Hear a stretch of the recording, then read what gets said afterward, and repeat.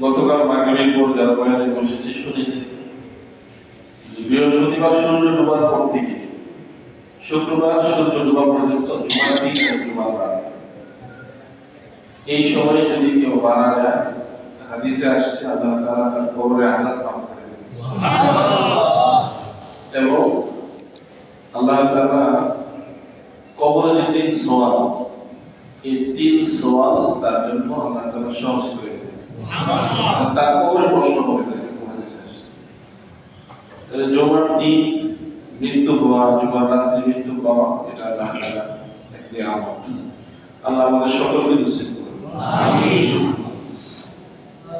মুআজ্জাজ মুসলিমিন আজকে আমরা তিনটা পয়েন্টের উপর কথা শুনব